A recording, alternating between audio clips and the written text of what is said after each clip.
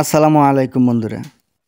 কালের সাক্ষী হয়ে এখনও দাঁড়িয়ে আছে শত বছরের পুরনো ধলাপাড়া কেন্দ্রীয় জামে মসজিদ।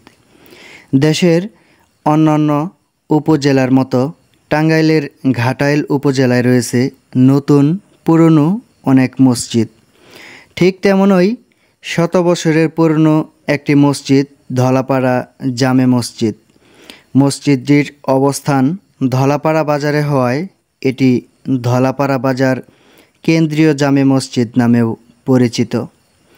ঘাটাইল উপজেলা সদর থেকে 14 কিলোমিটার দূরে বংশাই নদের কূল ঘেঁষে ঘাটাইল সাগরদিঘি সড়কের পাশে মসজিদটি অবস্থিত।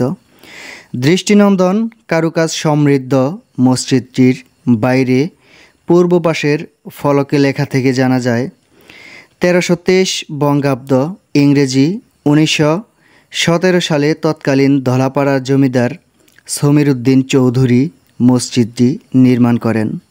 মসজিদটিতে রয়েছে সুদৃশ্য 7টি গম্বুজ। মূল অংশে উপরে রয়েছে 3টি গম্বুজ। মূল অংশের উত্তর ও দক্ষিণ পাশের গম্বুজের চেয়ে মাঝের গম্বুজটি একটু বড়। বারান্দায় রয়েছে 4টি ছোট আকারের গম্বুজ।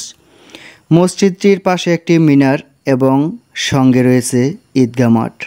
মোগল আমলের মসজিদের গম্বুজের সঙ্গে এই গম্বুজগুলোর যথেষ্ট মিল রয়েছে, তাই অনেকে একে মোগল মসজিদ বলে থাকে।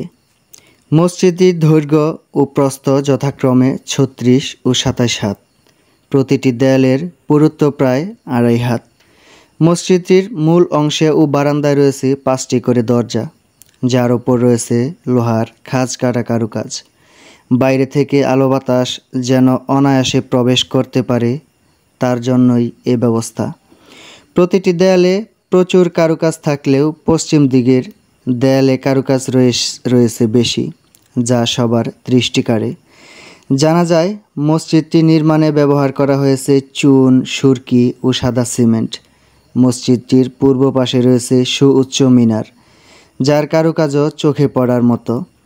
মসজিদের পাশেই মুসল্লিদের ওযু গোসলের সুব্যবস্থার জন্য একটি পুকুরও খনন করা হয়েছে। প্রাচীন আমলেই শত বছর ধরে ঐতিহ্যের সাক্ষী হয়ে টিকে আছে মসজিদটি। বর্তমানে মসজিদটির দেখাশোনার দায়িত্বে রয়েছেন জমিদার সমীর উদ্দিন চৌধুরীর বংশধরের একজন, সাবেক ইউপি চেয়ারম্যান ববিন হায়দার চৌধুরী। প্রিয় বন্ধুরা, আমাদের ভিডিওগুলো আপনাদের কাছে কেমন লাগে অবশ্যই কমেন্ট করে জানাবেন। সবাই ভালো থাকবেন, সুস্থ থাকবেন। আল্লাহ হাফেজ।